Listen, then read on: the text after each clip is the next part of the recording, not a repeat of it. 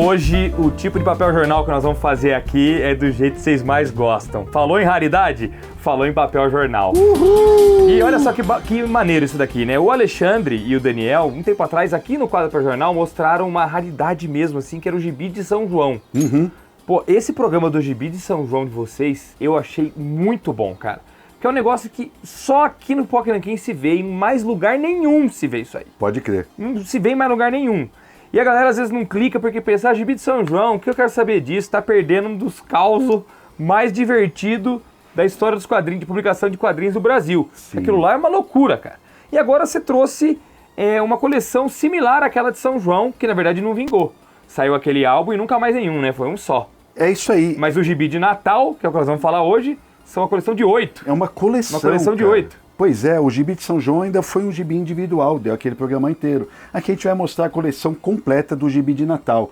Foi publicada aí de 1944 a 1951. Caraca, cara! Como que você consegue essas edições? Você teve uma que você conseguiu primeiro, depois você foi atrás de todas as outras? Ah, eu fui pegando com o tempo, né? Consegue uma aqui, outra ali e tal, tanto que elas estão em diferentes estados de conservação. Pega aí só pra galera ver de cara, ó, turma, o que nós estamos falando é isso daqui, ó. E quando a gente fala gibi, às vezes vocês pensam num gibizinho pequeno. Não, isso daqui era realmente um especial. Olha o tamanho desse gibi, cara. Ele é grandão, ele tem meia casaca, velho. Ó, uma meia casaca bem diferente. É capa dura. Isso aqui na época do gibi, gente. Custando 10 cruzados reais? Cruzeiros? Faço ideia. Também não sei que moeda era essa aqui não, mas acho que eram cruzados, viu? Custando 10 cruzados. Vinha lá do Globo Juvenil. E, cara, do gibi mesmo, né? Sim, do gibi? Do gibi. A história do nome gibi a gente já contou aqui no quadro também, né? E isso daqui era febre na época, né, cara? Febre. E tinha outros, além de São João e Natal, eles comemoravam Páscoa, por exemplo? Não. Carnaval? Não, você tinha almanaque do gibi, você tinha almanaque do Globo Juvenil, você tinha gibi mensal, Globo Juvenil mensal, você tinha esses outros spin-offs. Sim, tá. Mas de datas comemorativas era o Natal e essa edição do São João. E essa única edição de São João. Vocês contam a história lá que alguém comprou a tiragem e tacou fogo dela toda. Tem uma lenda urbana muito boa em torno daquela edição. E em torno dessas edições aqui também tem muita história boa pra contar. Então roda a vinheta do Papel Jornal e vamos nessa.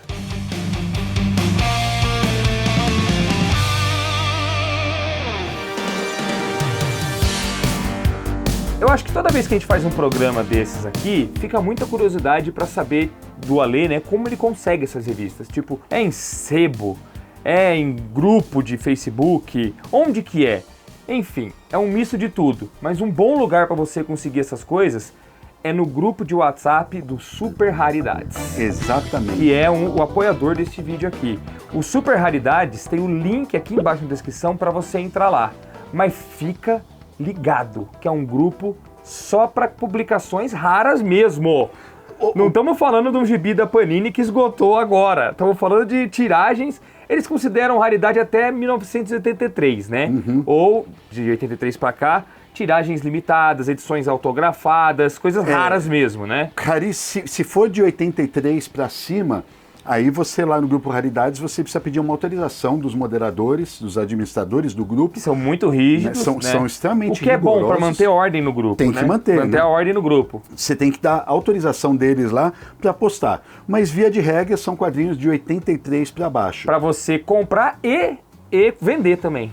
Comprar, vender e bate-papo, né? Porque acontece tudo ao mesmo tempo lá. Alguns dos destaques do Super Raridades é que eles oferecem a modalidade OMO, que é ou melhor oferta, que vem dos grupos de leilão lá nos Estados Unidos, or best offer, que, vamos supor, o cara anuncia um quadrinho lá a R$1.000, né? Esse é o preço que ele coloca. Mas se debaixo do preço ele colocar OMO, significa que você pode fazer uma oferta até 50% do valor daquele quadrinho. Daquele produto. Então, você não pode ofertar, obviamente, R$100 se o cara está pedindo 1.000. Tem um limite de 50%. Isso. Então você vai lá e fala assim, eu dou 500. Aí outro fala, dou 600. Outro dou 700. Aí, vamos supor, terminou em 980. Essa foi a melhor oferta. Então, o cara ganha o leilão. Ou talvez só uma pessoa oferte 700 pila. E só fica ali. Cabe ao dono do produto aceitar ou não. Né? Ah, tá. Ele pode aceitar ou não. Pode aceitar ou não. Ele não é obrigado a vender. Tá bom. O valor dele é 1.000. mas ele não é obrigado a vender. Se ele quiser topar 700, vamos lá. E aí essa negociata é muito transparente, acontece sempre com o típico fico do grupo, tal, quem der o fico primeiro. O Super Raridades tem leilões constantes, em que eu já vi saindo muita raridade. Tem raridade mesmo, galera, é coisa que só aparece nesse grupo. Eles citaram algumas aí, alguns, pediram pra gente citar. Por exemplo, a Gazetinha 445, o Lobinho número 7. É o do Batman? Que é a estreia do Batman. O Tio Patinhas 9, que é o Tio Patinhas das crianças, aquela famigerada capa que a Disney supostamente mandou recolher, né? Porque tinha crianças interagindo na capa, isso não podia. Crianças reais? Não desenhos de crianças. Crianças reais. Ah, isso não podia. O Carga Pesada 3. Carga Pesada 3, por exemplo, é um dos quadrinhos mais raros da história do Brasil. Eu não acredito. Porque ele foi recolhido. O Carga Pesada 1 e 2, você encontra com relativa facilidade, já são raros, né? Você sabe o que é a Carga Pesada, né? Sim, aquele antigo seriado. Aquele seriado dos caminhoneiros lá, é uma cilada, Bido. Esse daí. Aí saiu o 1 e o 2, e o terceiro, por uma treta de direitos aí, ou treta com um licenciante, alguma coisa que eu não sei direito essa história, o terceiro foi recolhido. Sabe que nem aquela do Tex? Sei, da VEC. Da Histórias do Faroeste. Número, acho que 22. 22, que é considerado um dos quadrinhos mais raros do Brasil também, porque foi recolhido. O Carga Pesada 3 é a mesma coisa. Mesma coisa, que aí massa. Tem o Gibi Trissemanal número 1, né? Até faz parte da nossa coleção aqui. O gibi, é um gibi grossão também. Não, o Gibi. O Gibi. Gibi número 1. Ah, o Gibi número 1. Isso. A coleção Gibi a gente costuma chamar de Gibi Trissemanal. Ah, não sabia. Eu achei que era só Gibi. Porque ele sai 3 vezes. Mas então. 3 vezes por semana. O número 1 pode pintar lá. Já pintou o Gibi número 1 lá? Pois é, cara. Caraca, mano! A primeira aparição do Pato Donald, o primeiro item da Disney licenciado aqui no Brasil, quadrinhos da editora Júpiter. Você tem algum desses? E por aí vai.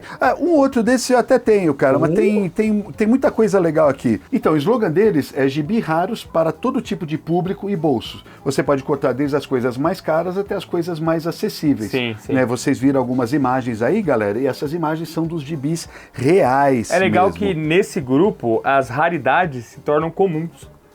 Porque sempre aparecem por lá.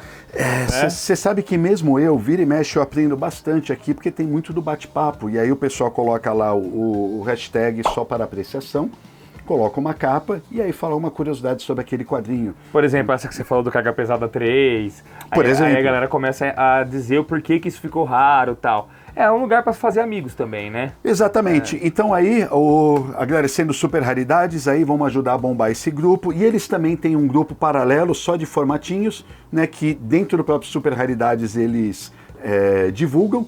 Então você estando no Super Raridades, você pode ser encaminhado também para o grupo de formatinhos, se esse for o seu interesse. Pô, legal demais. E fiquem tranquilos porque é realmente um grupo levado a sério, sabe? Então você não vai ver spam, não vai ficar recebendo propaganda, não vai ver conteúdo que te desagrade, de repente uma discussão política começando num grupo de WhatsApp que é de quadrinhos. Não. E todo mundo brigando em torno. Isso você não vai ver lá no Super Raridades. A entrada é gratuita. Você pode entrar pelo link que está aqui na nossa descrição e fazer parte lá, e aí no futuro, se aparecer alguma revista que você queira pegar, você participa dos leilões, ou então você pode oferecer para vender alguma coisa que você tem aí, que considera rara e que acha que tem um valor, tentar achar um colecionador para ela. Uma coisa que eu esqueci de falar muito bacana nessa parte de vendas é que às vezes você entra nos grupos e as pessoas postam uma venda atrás da outra e o grupo fica extremamente poluído, né? Daí você já não tem como ver a primeira. Você perde o lastro. E eles espaçam 5 minutos de um anúncio para o outro. Essa é uma das regras do grupo. Legal. Justamente para dar um tempinho do seu anúncio ter um mínimo de visualização dentro dos membros do grupo. Sim. E também para ter um limite X de anúncios por dia, né? Se você faz esse espaçamento.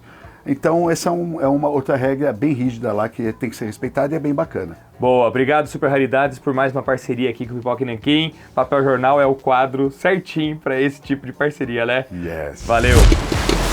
A primeira coisa que a gente tem que falar é a respeito das capas, né? Quase todas as capas, por ser um gibi de Natal, você vai encontrar o Papai Noel junto com a mascote. Aqui que a gente já falou, a mascote da revista Gibi. O hoje polêmico, né? Mascote, né? E a gente explicou toda essa história quando a gente falou sobre o termo Gibi. Mas você vai ver com muita frequência o Papai Noel. Mas não se enganem, né? Porque o conteúdo disso daqui é tudo aquilo que a gente mais ama. Não tem uma revista, não tem uma história do Papai Noel aqui. Você vai encontrar Tocha Humana, Namor, Shazam, Spirit, quadrinhos que hoje já não são mais tão conhecidos, mas vai sair contra a Trinca do Terror, Ibis, e alguns quadrinhos extremamente importantes saíram aqui pela primeira vez. Eu tomei a liberdade aqui, galera, de colocar todos esses post-its para deixar marcado. Para deixar marcado, até para facilitar depois o processo de edição e lembrar, para não deixar a gente perder nada aqui. Então, logo de cara, olha a primeirinha aqui, Bruninho. Vamos dizer que você abre e você tem sempre uma guarda. Pô, que guarda bonita de Natal, né? Também, né? Como eu disse, as minhas edições vão estar em variados estados de conservação. O papel também era papel jornal mesmo, né? Bem fininho, né, cara? Mas ele tem uma gramatura um pouquinho melhor do que as revistas de linha de suplemento, época, pode crer. Né? É que, lógico, com 44 esse quadrinho, quantos anos ele tá? 80 anos. 80 anos. Então tá bem baleado, né? 80 anos não tem jeito de você encontrar uma página branquinha e tal. Não, ainda numa época que colecionar quadrinhos não era um hobby pra vida toda, assim, né? O cara comprava e saía dando pra todo mundo da família ler Ainda e tal. que você pensa que isso daqui era um capa dura, né? Eu gosto de pensar que quando você pega um gibi capa dura do Pipoca, ó, é uma capa dura mesmo. De fato. Né? De fato aqui. Mas eu gosto de pensar que nessa época é provável que essas capas também fossem assim. Quando você segura, você vê que o material dela é bom. É bom, papelão mesmo. Só que passaram 80 anos. Nossa, né? 80 então, anos. Lógico que a capa vai dar uma afrouxada. Vocês têm noção de que nós estamos na mão um gibi de 80 anos de idade, cara? Incrível, né? Isso é muito louco, velho. Que legal, cara. E aí você tem a guarda, você tem um editorial com essas esperanças do Natal. Era muito frequente, tanto no Globo Juvenil quanto na revista Gibi, você tinha matérias. Né? Matérias sobre N coisas. Você tinha, às vezes, contos de autores famosos. Nessa coleção tem conto, por exemplo, do Rudyard Kipling. Olha, caramba! Exatamente, eles misturavam esse tipo de coisa, né? Às vezes ou outra aparecia um passatempo, alguma coisinha assim, mas tinha muita coisa educativa, né? A ideia era, lembrando que era publicado pelo Globo, né? E a ideia lá do Roberto Marinho sempre foi trazer coisas educativas junto com os quadrinhos. Essa minha edição aqui, você vai notar que ela tá com alguns restauros, né? Então você nota que essa página foi restaurada aqui, foi restaurada aqui. Como que dá para notar? Ah, tem uma... Nossa, mas uma restauração profissional demais. Restauro muito bom. Que isso? Restauro muito bom. É como se tivesse rasgado, aí o cara foi, colou por cima um outro papel e redesenhou? Você vê que, ó, tá vendo, ó?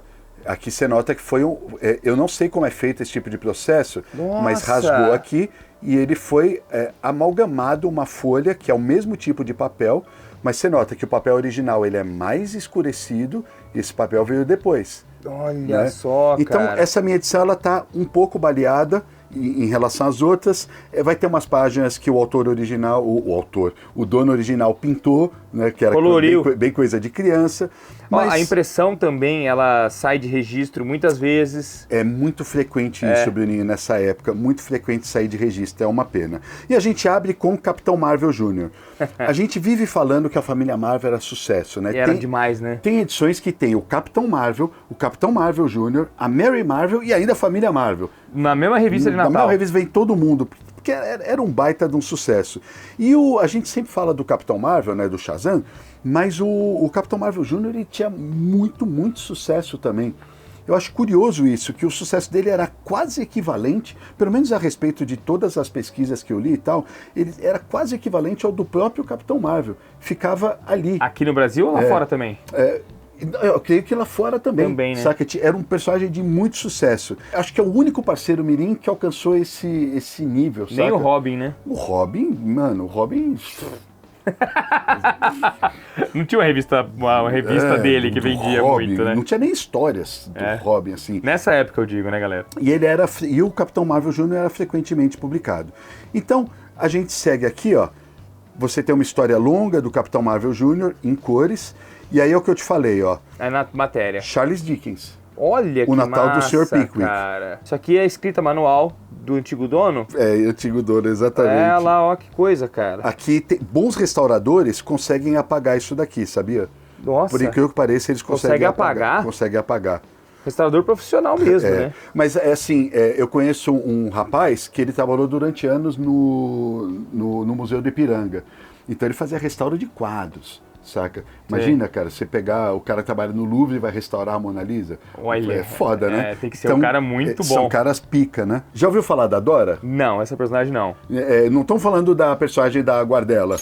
Não, não sei disso que a Guardela.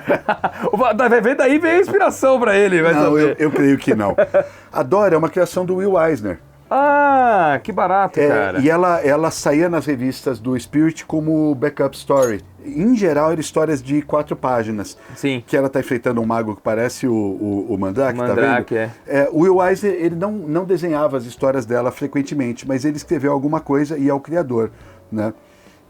Na sequência você tem o Hércules. Na verdade, o nome dele em inglês é Spy Smasher, tipo... O espião que esmagador de espiões. O esmagador de espiões. Sempre que diabos chamaram aqui de Hércules. Mas ele era também um personagem da Fawcett e ele foi criado também pelo C.C. Beck. Também. Do Capitão Marvel. Sim. Né, junto com o Bill Parker. Ó, essa página sua foi colorida por uma criança. Foi colorida por uma criança, exatamente. Eu gostava do uniforme dele, cara. Um uniforme bonitão. Assim, tá vendo? Ó, ele aí tá socando nazista, ó. Ih, o que você vai ver de nazista aqui, bicho? É mesmo, cara? Nossa, nazista pra caramba apanhando. Porque isso aí, quando você falou que saiu? 44? Esse é de 44. 44. As histórias... A guerra tava rolando ainda. A guerra tava rolando, essas histórias foram produzidas durante a guerra. Né? Então... Então, a maior parte aqui, eles estão enfrentando o nazista. Tem o Homem-Espelho, um personagem menor que acabou sendo esquecido, mas olha o tamanho da história dele. É uma história grande na edição. Grande mesmo, tá vendo? Cara. Uma história bem, bem portentosa. Aí, aqui, mais coisas educativas, com mais... páginas e páginas de coisas educativas, Isso. né? Aí Zorro! Na verdade, Cavaleiro Solitário, né? Lone Ranger. Lone Ranger, exatamente. Nunca esclareceram pra mim, de fato, o mistério do porquê virou Zorro. Porquê virou Zorro. Acho que só porque o nome é mais famoso, cara. Eu acho que era. Acho que o nome é mais famoso. Mas não tem muito a ver, né? Não tem muito a ver. Ele não usa florete, nada, não tem tal. Muito a ver. Não tem a capa. Aí você tem alguns outros personagens coadjuvantes também. Superman. Aí você tem uma história do Superman, né, chamado Super-Homem aqui também. Aventura completa. Jerry Siegel e Léo Novak. Ó, o Jerry Siegel fazendo, mano. Jerry Siegel escrevendo. O Léo Novak, cara, vira e mexe, eu penso nesse artista do passado do Superman, porque ele acabou ficando meio esquecido. A gente lembra de outros que vieram depois, Curt Swan, das fases mais antigas, é muito lembrado e tal. Mas esses das primeiras fases, puxa, cara, o Léo Novak, ele era muito bom. Eu acho que em uma outra edição aqui eu separei alguns closes dele e eu acho que ele mandava muito bem. Aí já é arte preto e branco, né? Tu repara que vem painéis, histórias com painéis coloridos e também preto e branco. Nessa edição aqui, ó, o Superman ele vai tretar com um leão. O desenho dele é muito bonito mesmo. Olha esse desenho do Superman. Olha esse daqui, ó, as costas do Superman, a maneira como ele rachura em vez de fazer o traço do músculo. É muito Vendo? bonito. Ele desenhava um Superman parrudo mesmo. Parece o Superman do desenho animado. Isso, né, cara. Daquele desenho antigo. E essa expressão no rosto dele que ele faz também, olha como ele como ele faz o nariz dele, em vez de desenhar a linha do nariz, ele delineia o nariz por meio da sombra que o nariz faz. Eu acho um desenho com muita personalidade e é um cara esquecido na história, né? Uma pena. Mas aqui a gente tem o Superman dele. Essa história é maravilhosa. O aniversário do Capitão Marvel. O aniversário do Capitão Marvel. Eu reparei que o antigo dono da revista colocava o nome dele em cada começo de história, né? Aí era do Otávio Pinto da Rocha. Otávio do caralho. Em tudo quanto é lugar. Devia ser uma criança, né? Era? Com certeza era. Uma criança pra fazer isso daí. Mas rabiscou a revista que eu já dou a ler. Aqui tem uma coisa interessante. Essa história do aniversário do Capitão Marvel... O Capitão Marvel descobre, por meio de alguma coisa que acontece na história, que ele não tem identidade. Ele não tem identidade, cartão de seguro social, ele não tem nada para que demonstre que ele existe no mundo. Uma identidade civil. Uma identidade civil, por causa de um lance aqui na história. E aí ele vai atrás disso. E ele relembra... É doido. Ele relembra, inclusive, a origem dele. Com o Mago Shazam aqui. A origem dele já tinha sido contada e tudo, tal, não sei o que lá. Mas, de acordo com o Guia dos Quadrinhos, essa aparição do Shazam... É a primeira? É a primeira no Brasil. É a primeira aparição do Shazam no Brasil. Embora o Capitão Marvel já fosse publicado de longa data, de acordo com o Guia, né, se alguém tem uma informação diferente, já comenta aí. Ou seja, no Brasil essa é a estreia do personagem? Essa é a estreia do personagem. Porra. Que tem é o Billy Batson aqui. O Billy Batson. Relembrando e tal, de quando ele ganhou os poderes e tudo. E no final da história, cara, o Capitão Marvel faz um apelo pro público, porque se ele não sabe quando ele nasceu, se ele não tem identidade, se ele não tem nada, ele não tem um dia de aniversário. Então, aí ele fala aqui pra galera. Nossa, aqui, vejam, ainda não tenho aniversário, ainda não tenho um dia que possa dizer meu, como todos vocês. Poderão me auxiliar, amigos? Quem pode me ceder o aniversário? Olha, aí termina escrito assim: que tal tudo isso, leais admiradores do Capitão Marvel? Ele precisa de um aniversário. Quem quer lhe dar um?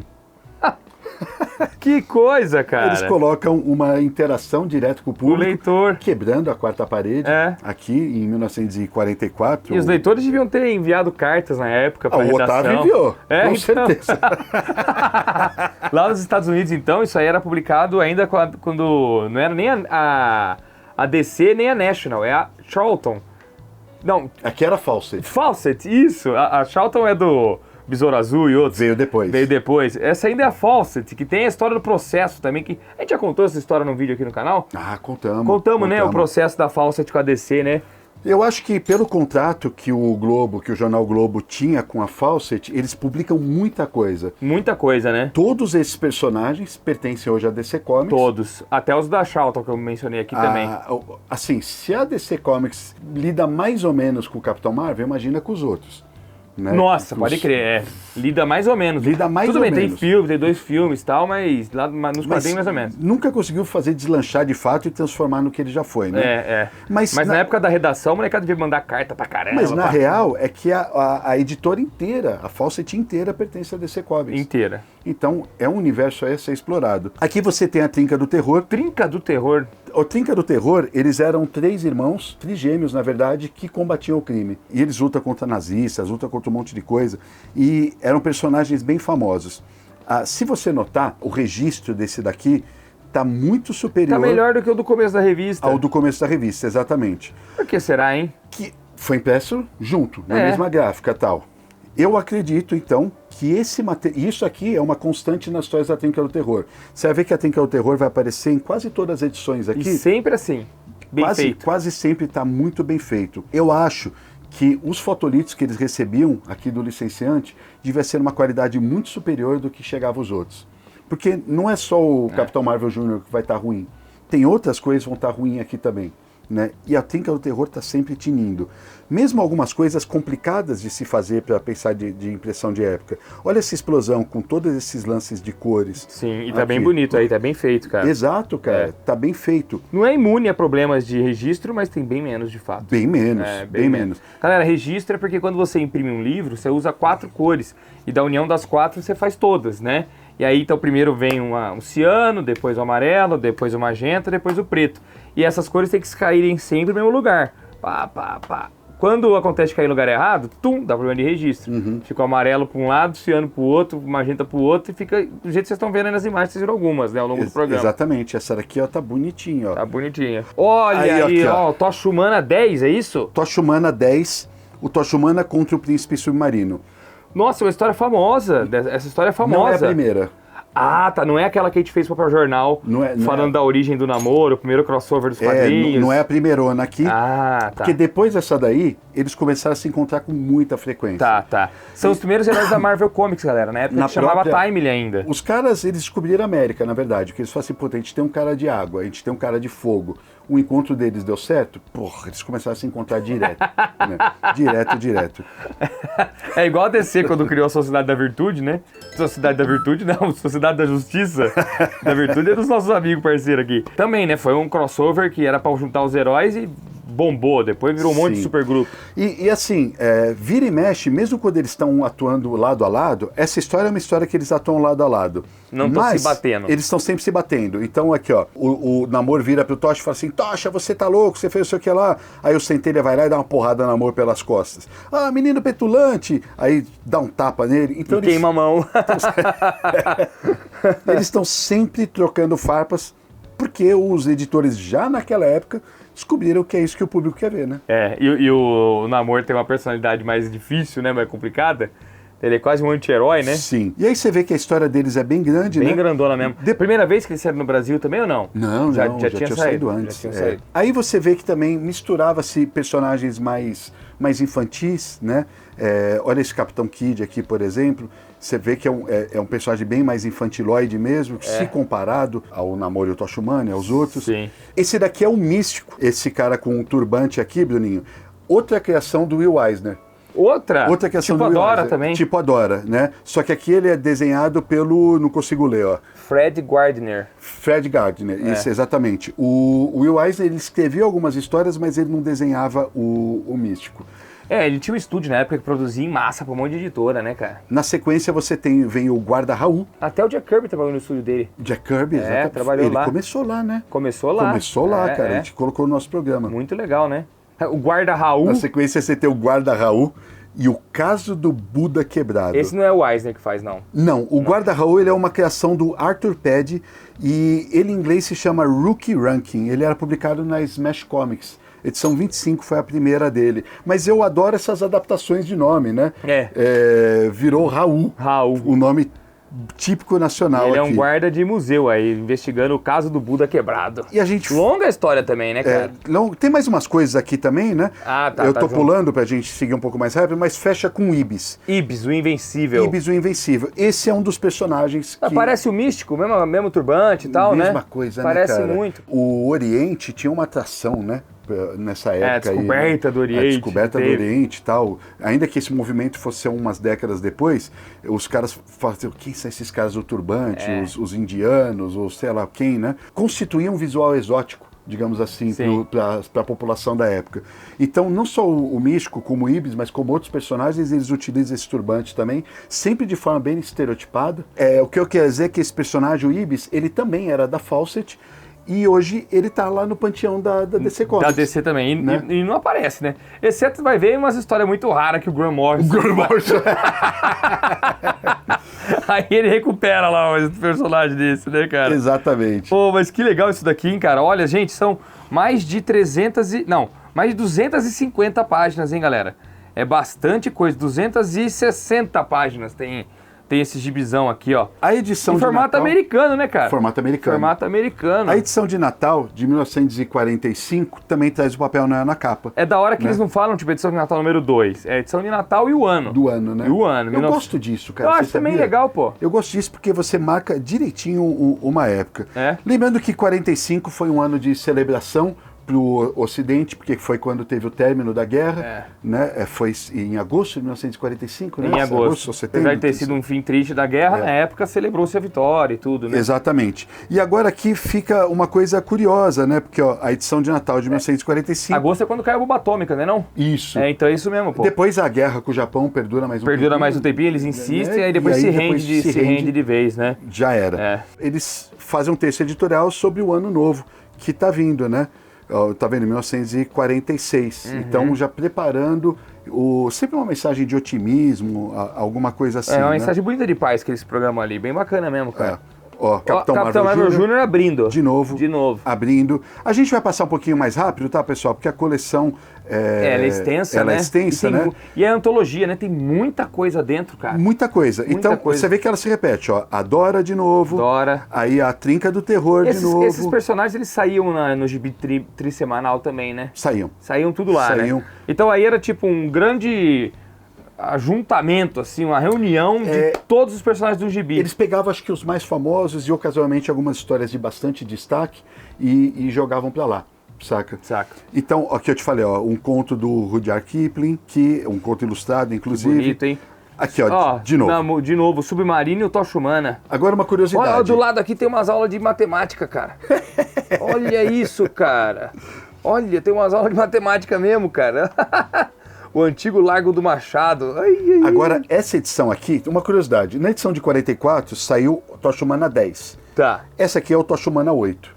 Voltou. Então, voltou. Só que isso não fazia diferença, né? Viu, galera? É como se tivesse uma continuidade muito elaborada, igual tem hoje, não. Era tudo historinha fechada, né? Agora, essa história aqui é um grande clássico. E uma outra coisa. Isso que o Ale tá falando é porque depois você pesquisou. Porque não fica igual sai hoje, história originalmente publicada em Tocha Humana 8. A gente... O Ale que foi pesquisar. Eu não tenho, obviamente, eu não tenho essas edições originais. Sim. Eu confio no que está escrito no Guia dos Quadrinhos. Que lá no Guia faz uma pesquisa, é um site sensacional que a gente usa para consultar, porque ele mostra o conteúdo que tem dentro onde saiu originalmente, né? Isso. Então tem que ir lá pesquisar. Porque não sai. Hoje na Panini você vê tudo, né? História originalmente publicada no ano tal, na revista tal. Aqui, nada disso. Sequer tem royalties, né? Sequer aparece royalties e tal, E aqui, ó, cara, essa história, ela é muito da hora, Beninho, porque de fato o Submarino, né, o Namor, ele enfrenta o Tocha Humana. Por quê? Porque o Cobra, que é esse antigo inimigo deles, ele domina a mente do Tocha Humana.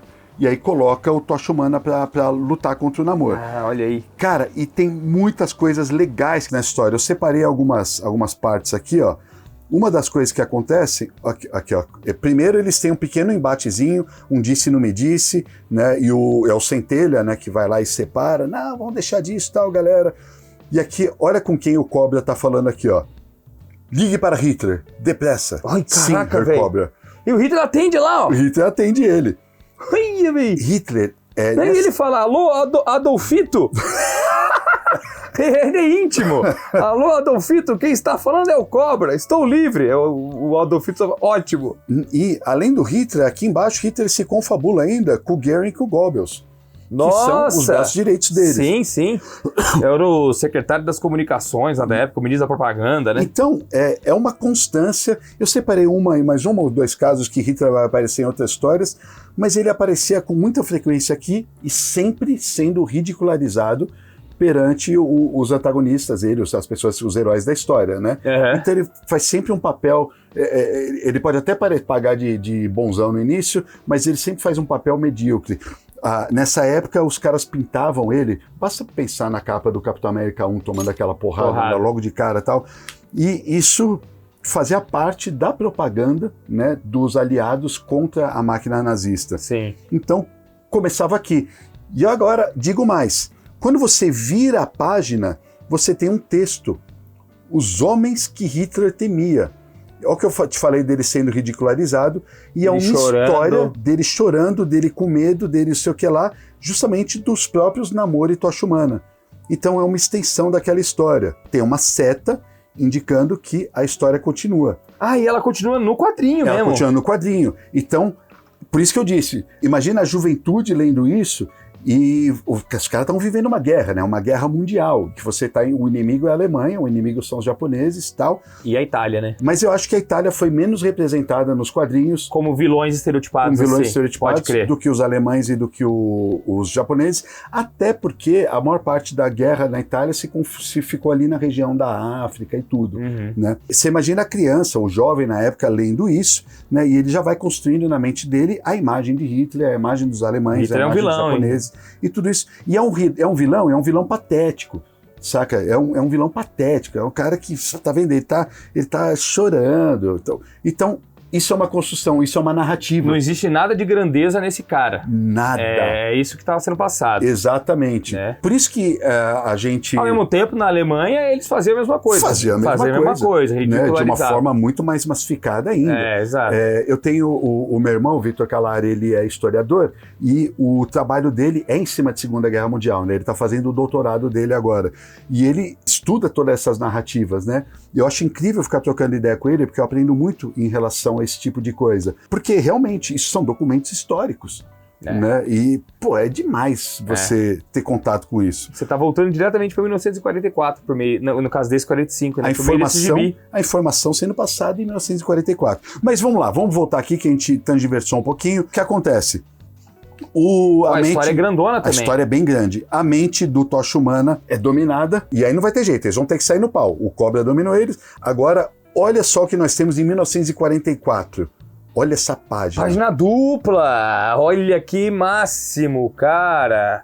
Olha que não era muito comum hora. ter splash page e ainda mais splash page dupla. Pois é. Naquela época, né? Então, isso daqui foi realmente tratado como um evento. Olha, que legal demais, né, cara? Demais, cara. E aí tem toda a treta deles rolando, né? Aí depois vem a briga em si. Vem a briga em si. Várias páginas de briga também. E claro, a conclusão da história. Legal como o Tocha era desenhado naquela época, né, cara? Simulando fogo, né? Simulando fogo com um monte de tracinho dentro do corpo e tal. Ele não tinha nem olho, né, cara? Nem olho, nem boca. Era fogo mesmo, só fogo. Exatamente. Vamos se adiantar um pouquinho. Você tem mais uma história do Super-Homem, em que ele enfrenta um Robin Hood moderno. Você tem também o Titã, ou Titan. E aqui é curioso, porque ele era publicado tanto no gibi, quanto no Guri.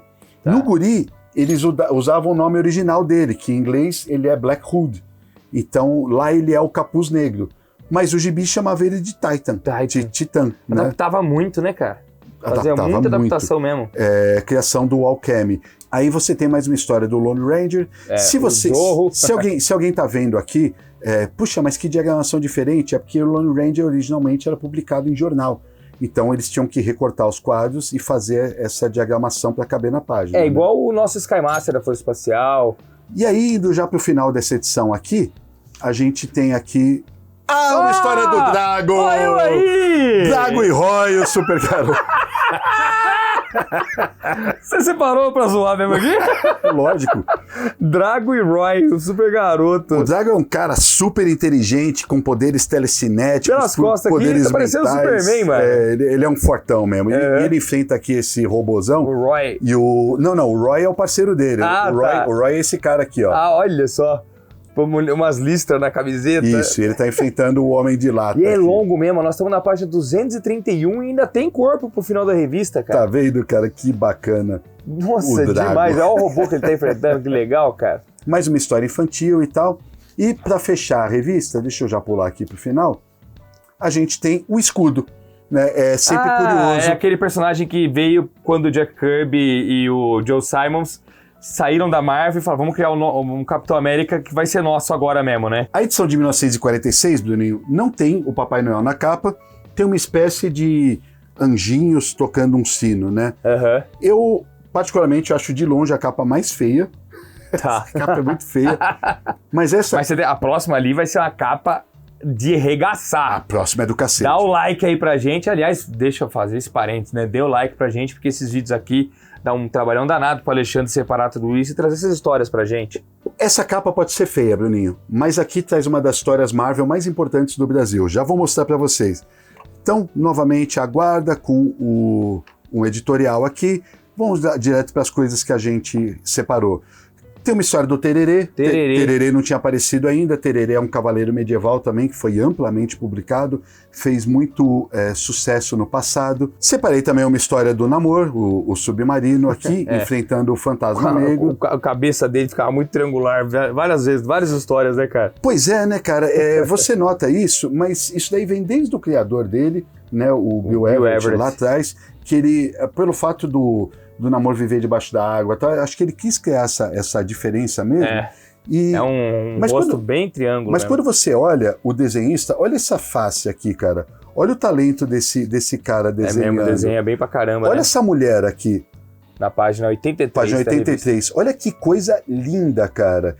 Então, você entende que o Namor, ele é propositalmente feito assim, pra parecer meio esquisito, meio alienígena mesmo. Uhum. Porque ele não foi estilizado, não é o quadrinho inteiro que é estilizado. É só ele. É só ele, só a figura dele. Essa arte aqui é linda. E eu acho muito curioso também, eu já até falei isso em outros vídeos, como os ilustradores dessa época conseguiam capturar a maquiagem que as mulheres faziam. Porque naquela época era comum você ter sobrancelhas finas, né? O cabelo com esse... Como é que chama quando você faz desse tipo de penteado que ele fica fofinho assim? Permanente, um tipo de um permanente e tal. As mulheres, elas eram mais delgadas naquela época também, tinha tudo a ver com o tipo de nutrição que elas tinham, tudo. Aí tem mais uma história do Super-Homem. A história é muito legal, porque ele enfrenta umas criaturas, tipo uns golems aqui também.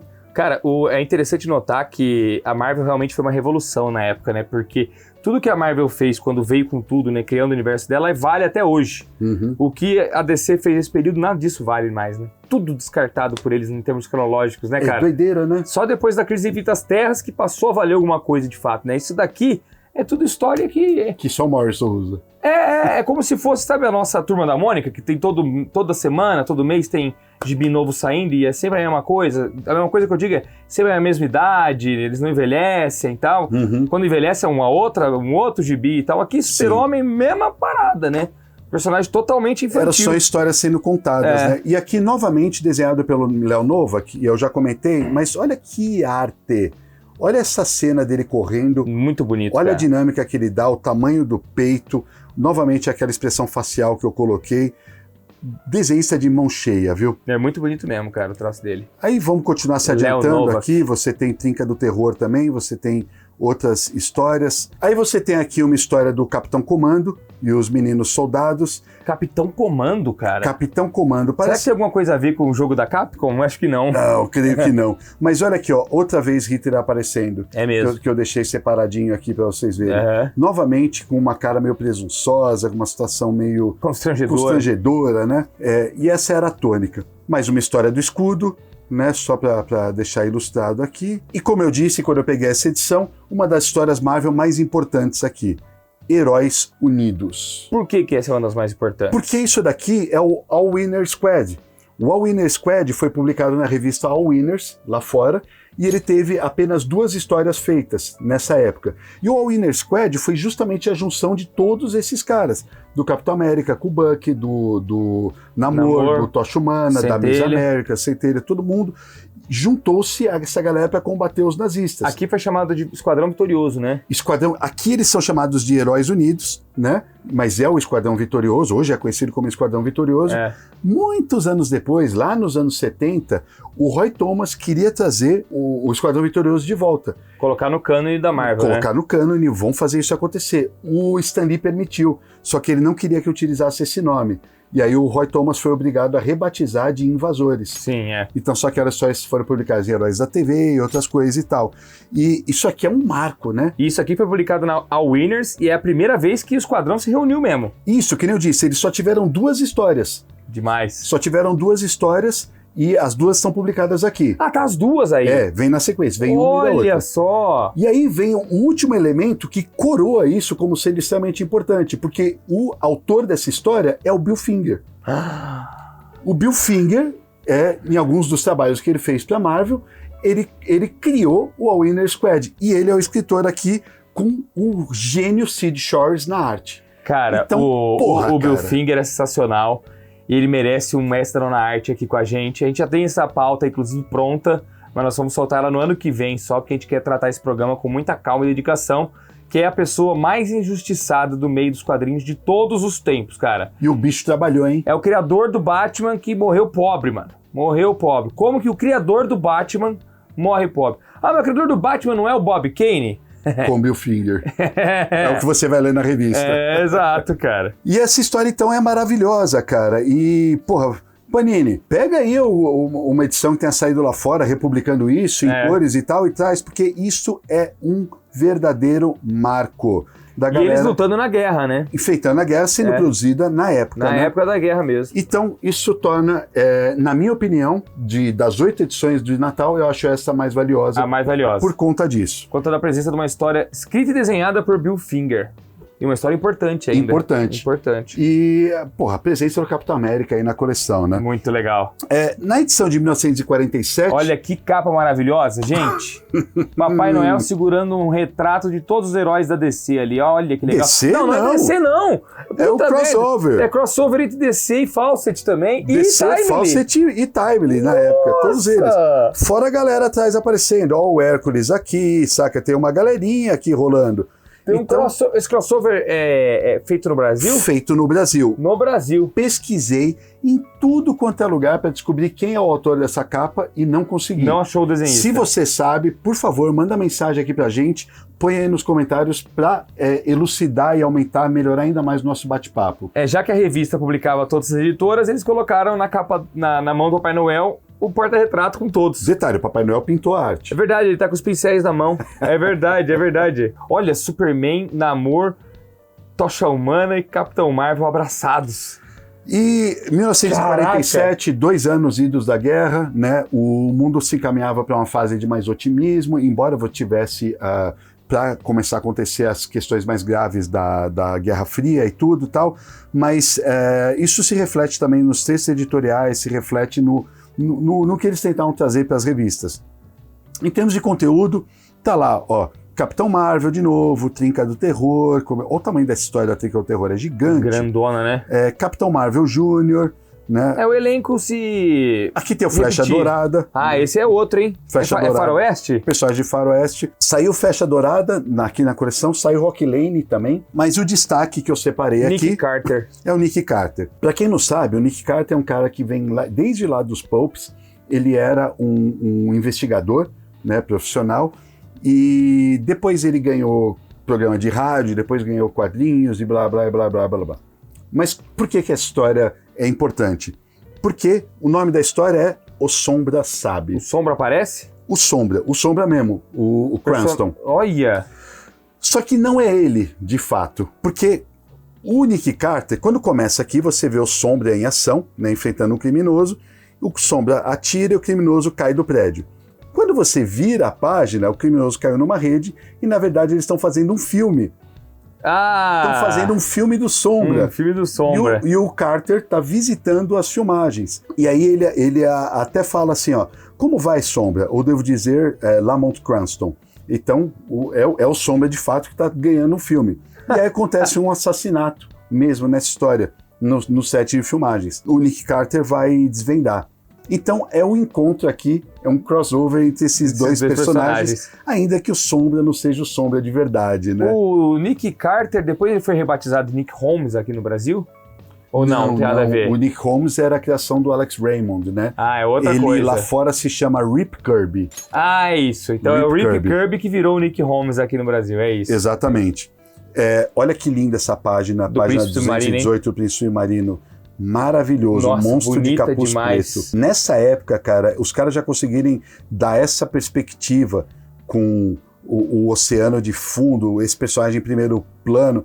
O Namor saindo da água. Olha o senso de ameaça que eles conseguem criar para a cena. Uma cena congelada ali, ó, mas que demonstra que é um momento de perigo, né? Eu fico imaginando isso em 1947, para o público da época, porque você tá lendo aqui essa historinha infantil, né? E do nada e na sequência você cai nessa. Então, realmente, eram coisas impactantes. Né? Legal pra dedéu. A edição de Natal de 1948 traz essa montagem aqui, com vários dos personagens que você vai encontrar na edição, que nem eu te disse, ó, Shazam, Capitão Marvel Jr. e Mary Marvel. Em destaque. Em destaque, os três já estão lá, né? Você tem o Ibis, Flecha Dourada. Você tem o Spirit. É o Spirit? Sim, é aquele personagem coadjuvante do Spirit. Você tem o personagem coadjuvante do Spirit.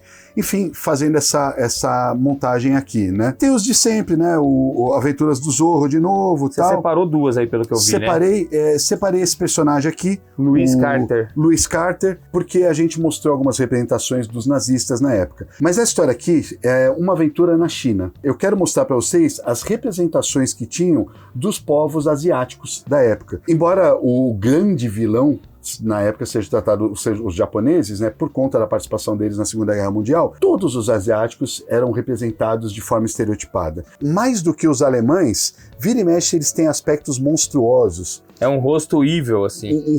Exatamente, evil, você disse tudo, é um rosto bem evil mesmo. E os próprios alemães não eram tratados assim, embora tenham sido os principais inimigos dos aliados, né? Então eu queria mostrar essa representatividade. Você sabe que essa representatividade, ela começou na época da guerra e era feita de propósito, é claro, para vilanizar os personagens, mas mesmo depois da guerra, passada a guerra, isso virou hábito.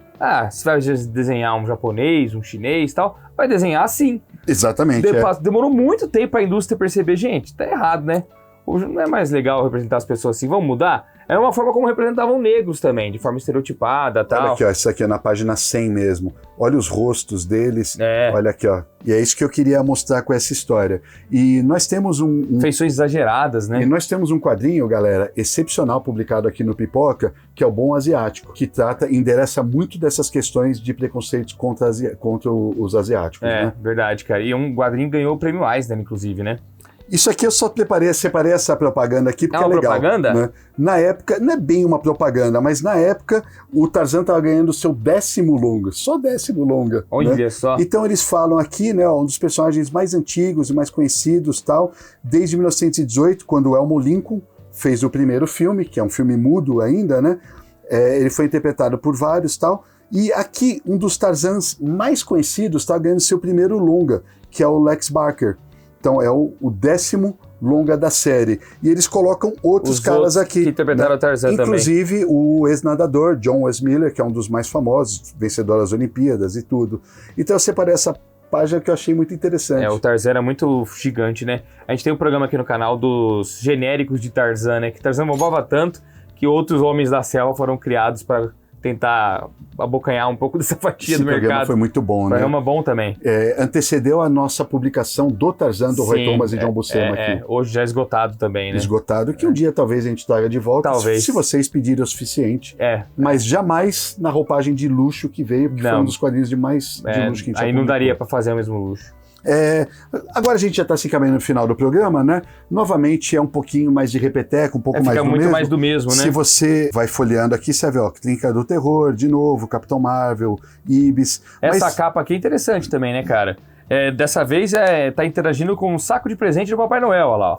Com os personagens saindo de dentro desse saco. E novamente, família Marvel envolvida ali, né, cara? Essa outra capa, deixa eu ver como é que é. É também ele correndo com um saco de presente. Já estamos aqui em 1950, foi o penúltimo. Ué, nossa, 48, não pula nem um ano, vai certinho. Veio certinho. Aqui, o destaque é uma história do Spirit. Uma história curtinha, mas desenhada pelo Will Eisner, aqui mesmo, e Aventura Especial de Natal. Infelizmente tem aqueles problemas de registro que a gente já mencionou. Tá feio aí, né? inclusive. Tá bem feio, mas você já percebe a narrativa do Eisner naquela época. Ele era um cara diferenciado, né? Ele vai traçando uma história aqui nas laterais e outra no meio. E em alguns momentos, as histórias elas se encontram. É muito da hora, cara. É muito da hora. O Will Eisner era brilhante, sempre foi, cara. O Eisner, ele era gênio. Olha que narrativa inteligente, né, cara? Naquele período, pelo amor de Deus. O cara era muito à frente do tempo dele. Pica, né? Era pica. Muito, cara, muito. Nossa senhora, como eu adoraria lançar alguma coisa do Eisner aqui. E aqui também nós temos o Rigolô. O Rigolô, já ouviu falar Rigolô? Não. Rigolô é outra criação do Jerry Siegel e do Joe Shuster. É outra, então? Outra criação, óbvio, que não emulou o mesmo sucesso que o Superman. Eles tentaram muito criar personagens que depois perderam o Superman, né? Tentaram muito. Pra tentar sucesso de novo. Isso aqui foi publicado em um monte de lugar, foi publicado em Biriba e tal. Esse cara, ele é um cara que ele impede um crime, né? É uma história um pouquinho mais cômica, né? Ele tem a chance de impedir um crime, ele acaba pegando gosto pela coisa e então ele começa a combater o crime. Mas ele não tem tipo nenhum poder especial. E a competência de sempre, com uma arte maravilhosa, é um roteiro bem afiado, com situações bem divertidas. Também é o tamanho da napa do Rigolô aqui. Já vê que não dá pra levar muito a sério mas é bonito, o visual do personagem. Mas e normalmente ele é o único, né, com esse lado mais cartunesco. Os demais são representados de forma mais séria, né? Sim. E a gente fecha aqui, edição de Natal do Gibi de 1951. Novamente abre com uma guarda bonita. Você tem uma história do Bob Lance, que não tinha aparecido ainda. Bob Lance, ele foi um marinheiro. O personagem era um marinheiro, ele chegou a fazer algum sucesso na época. Foi publicado, se eu não me engano, no Globo Juvenil Mensal e algumas outras edições. Embora, novamente, problema de registro, é uma arte bem bonita. É interessante o letramento, né? Que era sempre com fonte de datilografia, né? Não era letramento de fonte de quadrinho que a gente tem hoje, né, cara? Exatamente. E aí você tem a única aparição do Brucutu, criado em 1932. Deixa eu ver. Primeiramente foi publicado pelos sindicatos, então saiu em jornais do mundo inteiro, e por conta disso ele alcançou extrema popularidade. Isso daí estou falando durante décadas, né? No Brasil mesmo. Década de 30, 40, 50, Brucutu foi gigante. Teve revista própria, lançada pela RGE, e hoje é um daqueles personagens esquecidos, como tantos, né? Como vários desse período. Vários desse período aí que não conseguiram dar a volta por cima nesse ciclo, né? Nossa, e as suas revistas, nenhuma tá faltando página, tá tudo impecável, assim. Tá tudo impecável, cara. Pra não dizer que nenhuma tá faltando páginas, uma delas aí, que eu não lembro qual que é, não tem a folha de rosto. Quando você abre aqui, ela não tem a folha de rosto. Uma delas não tem a folha de rosto. Pô, pelo menos mal, não é uma história que tá faltando parte, não é uma história, né? né? Se tá faltando parte da história, eu vou atrás. Nossa, posso fazer uma pergunta em termos assim, não que você tenha pago isso, mas para saber hoje, eu não sei quanto você comprou, quanto você adquiriu, hoje uma revista dessa aqui custa mais ou menos quanto aqui? Você tem uma noção? É difícil, né? Eu acho que algumas dessas você consegue encontrar no Mercado Livre oscilando entre, dependendo do estado de conservação, entre uns 500 e 600 reais. Tá. Uma impecável vale bem mais do que isso. Vale mais que isso. Se você der muita sorte, você encontra aí uma na casa de uns 300 e pouco, tal. Tá. O Gibi de São João é muito mais caro que todos eles, né? Muito mais caro, muito mais raro também, Muito né? mais raro também. Aparece muito menos. Tá. Mas é isso, eu diria que uns 600 reais, 700 vai, até 700 tá bem pago. Tá um valor bem pago, né? Tem uns caras que vão colocar a 1.000 e tanto, não sei o que lá. Eu acho que esse valor só justifica se ela tiver, assim, em perfeito estado de conservação. E talvez mais naquelas edições que tem os crossovers, que tem o Esquadrão Vitorioso. A da capa do crossover... Essa daqui deve ser mais cara, né? Você tá falando do Tocha Humana e do Namor abraçado com o Superman. Ela vale mais. Então, pois é, cara. Ela vale mais, lógico que ela vale mais. E essa, é um crossover Marvel e DC correndo nessa época. Tem o Heróis Unidos, o Esquadrão Vitorioso, o Heróis Unidos. Quem sabe do conteúdo, e agora todos os fãs do Pipoca vão saber, né? Quem sabe do conteúdo sabe que ela vale mais. Vale mais também. Só que, vamos supor que cai na mão de um dono de um sebo qualquer que não é ligado nisso. Ele pode colocar lá, um gibi antigo, coloca 100, 150 conto. 150 reais. Sem saber o conteúdo. Se ele folhear a revista e ver o Capitão América lá dentro, ele vai falar assim, opa, deixa eu pesquisar isso aqui. Então, é isso, né?